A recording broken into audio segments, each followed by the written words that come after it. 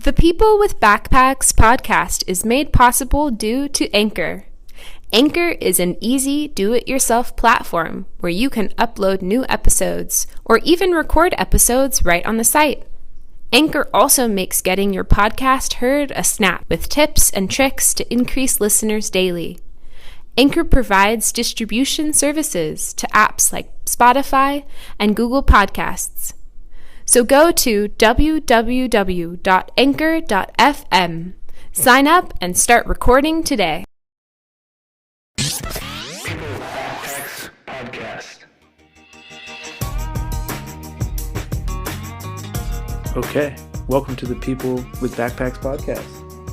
This is a project of the Globetrot Surat travel blog, and that's me, Joel Globetrot Surat. On each episode, we're going to travel to places all around the world, and we're going to hear from storytellers who have stories that are filled with inspiration and important meaning.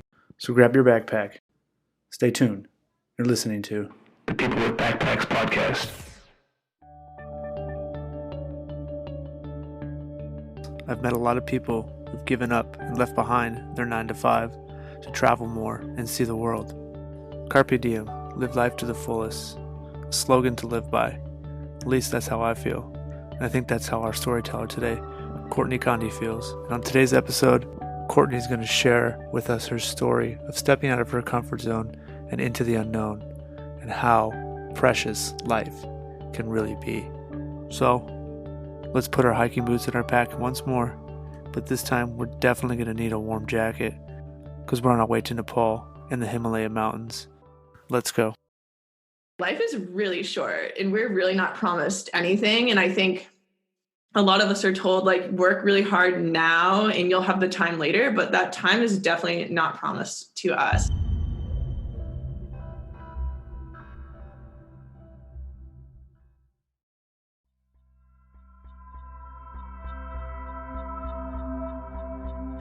So I'm Courtney Condy. I am the founder of Occupation Wild, which is a outdoor and adventure industry job board.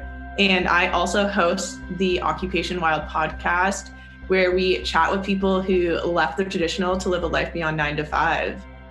Just growing up, I always felt like there was one path, right? Like, you graduate from high school, you graduate from college, and then once you graduate from college, you find a good job and you're married at 27, you have kids by 30, and that's it.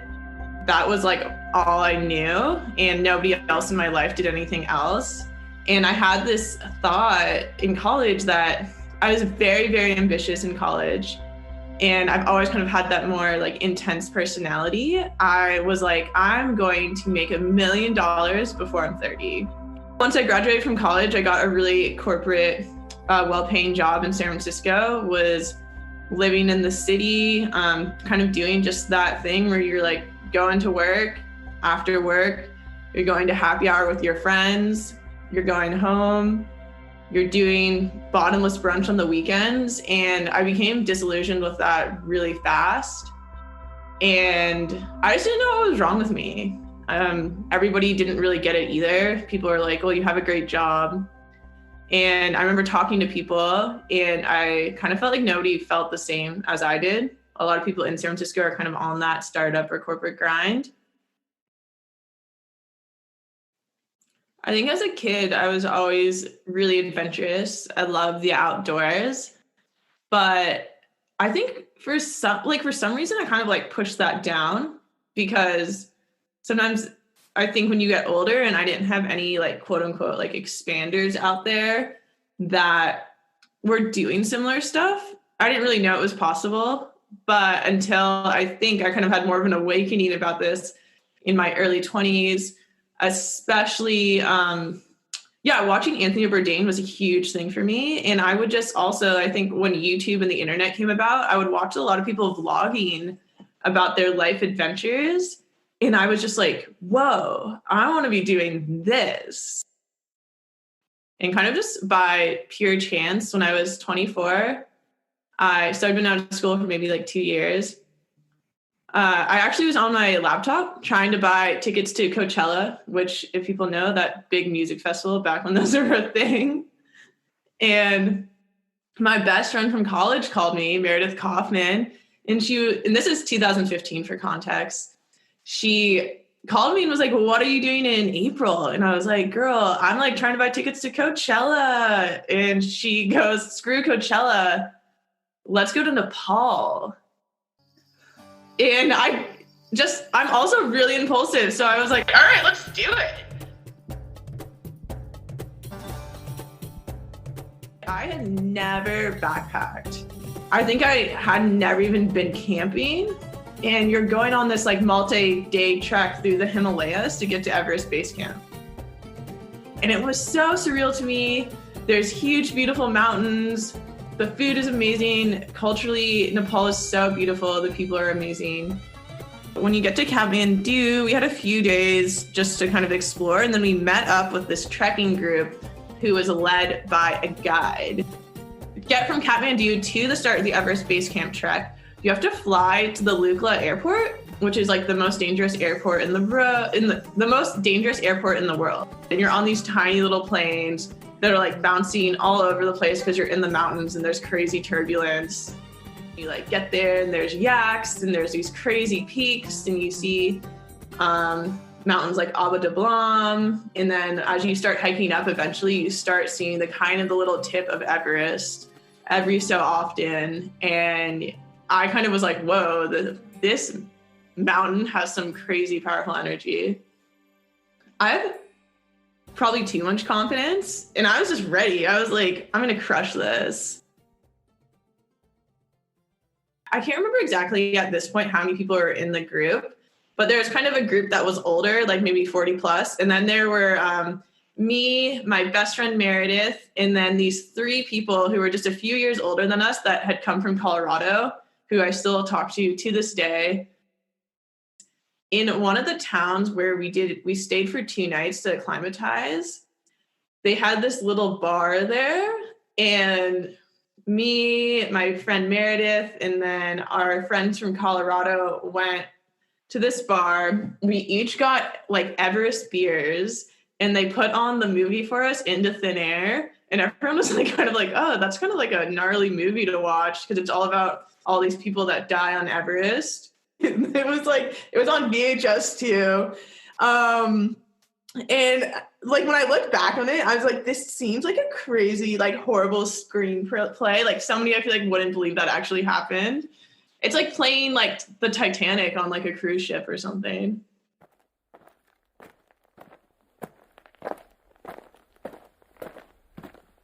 And when we were 2 days away from base camp, an 8.1 magnitude earthquake hit on April 25th. The day of the earthquake, I remember this because I had been really sick.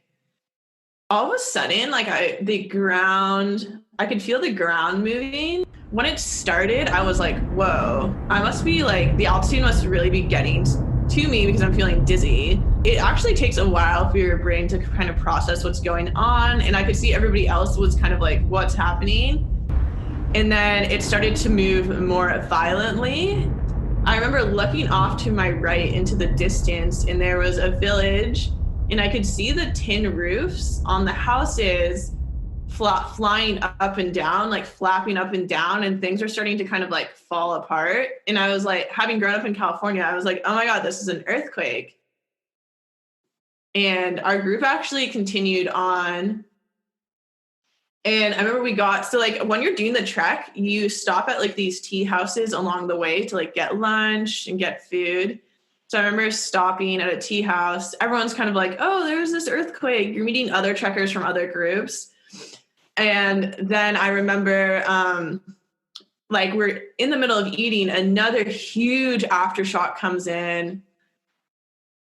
Things are kind of like, I remember things were like falling off shelves. I remember somebody jumped out of a window. It was very disorienting because people were just trying to like get out of the house. One guy in our trekking group, I remember as I was trying to run out of this tea house, I remember he was just lying on the ground.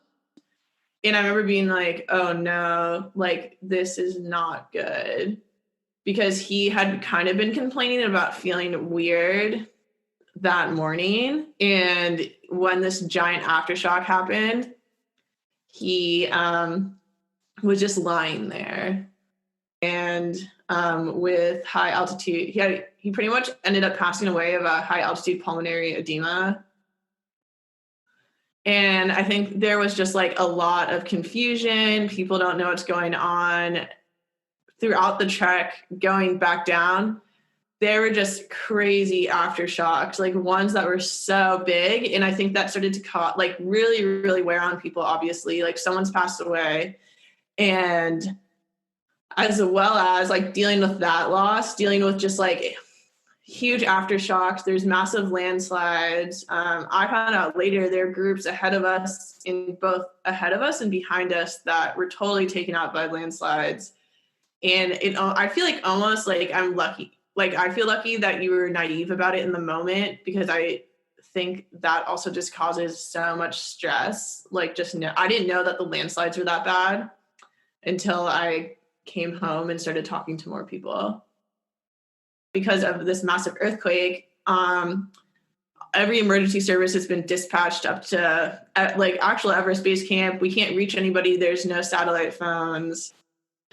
There was one phone we found out in a village that was working. And when they called down, they're like, we need to go back down to Lukla right now. And I remember the hike down, we were like hauling ass. We were doing like full days of hiking down, not like normally you'd be like doing like 8 hours of hiking, we were like hauling ass.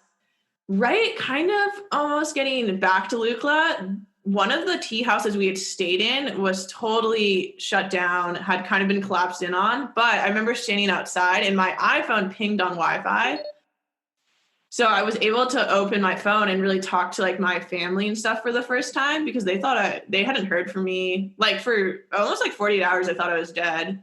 All these Facebook messages, all these emails, people are emailing me. And I would think that's kind of when I was like, whoa, this is like really, really serious.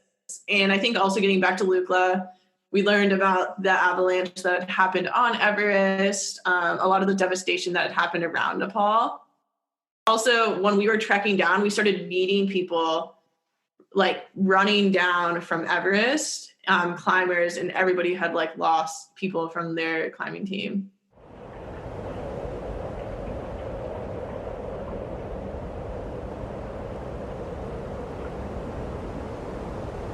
There were a lot of people there now trying to get flights out. And because the weather is so volatile up in the mountains, there's not like 50 flights a day. There's like 4 flights a day. There's people freaking out. There are certain countries that are sending their military pretty much to Lukla, to parts of Nepal to get their citizens out. The US didn't do this, but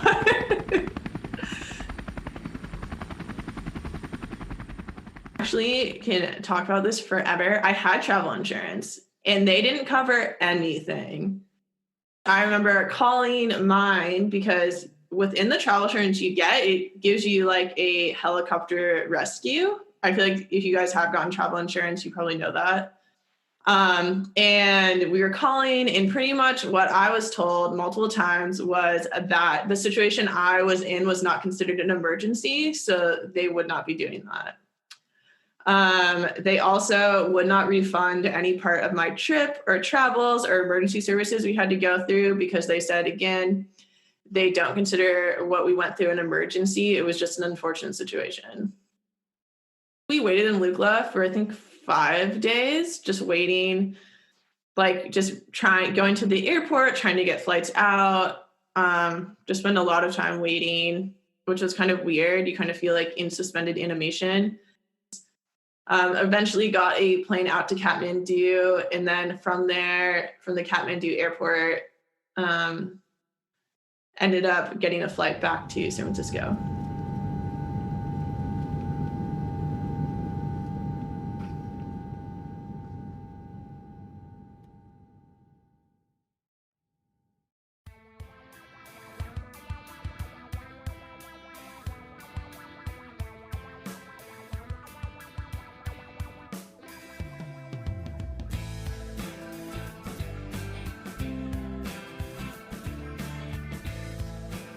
sometimes when I look back now, being 30 at 24, I see myself as very young and kind of naive about things in the world. Something like a natural disaster was definitely not something I was thinking that was going to happen on this trip. But I think like a big takeaway from that trip was the guy who passed away, who I think about honestly every day now. He was in his mid 40s. And I remember chatting with him because he was traveling alone. And I had never really met people that had traveled alone at this point. Obviously now I've met a lot more. And I remember asking him like, oh, like, why did you decide to do this trip? And he was telling me how he was like very successful and he pretty much had worked his whole life. And now he was like, I think 45 or 47. And he was saying how he never had time to start a family or get married or travel because he had been working so much. And he was saying that even like a month ago, he'd gone to Disneyland for the first time. He was like, I don't even have kids. I just wanted to see it. And for him, going to see Everest Basecamp was his number one, like that was his number one like life stream. He was like very into the whole Everest saga and just reading about those adventures. And I think coming back to the States, and it put a lot into perspective for me just thinking about this man's life. It kind of caused me to have this like quarter life crisis. I quit my job. I sold all my stuff. I ended up moving to Colorado for a little bit, but then ultimately I left corporate life behind to become an adventure travel guide. And I just felt this huge desire to see the world. And more than seeing the world, where some people would be like, but you can still travel. And I was like, no, I don't want to be at an all-inclusive resort in Cancun for 1 week out of the year. Like, I want to be going to India. I want to go to Bhutan. I want to go to Fiji and really meet other people in the world and not just be like chugging margaritas and getting tan. I think in the past, I would kind of be like, that's so silly. Like, that's silly. Like, those aren't things like you can do. And like, you can do them now and like, you should do them now. And it just kind of really like set me off on like, I really need to like go do the things I want to do, because you just don't know. Like, you don't know when you're on a trek in Nepal and that's your last trek, or you don't. I think sometimes we forget that because our culture and society here in the States especially is not very, we don't talk about death a lot, and we kind of forget that all of us do have to die. And I think from that, like just realizing that really set me free. I was like, all right, I'm going to die. We're all going to die. So like, what do I want to be doing with this one life I have now?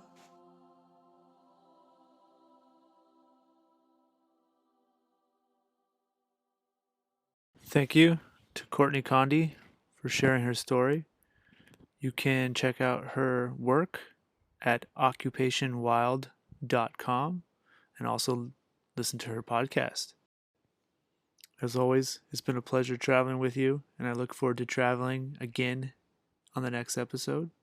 In the meantime, catch up on our first 2 episodes at www.globetrotsurat.com or peoplewithbackpacks.com. And you can read other travel stories that we have there from people I've met from around the world.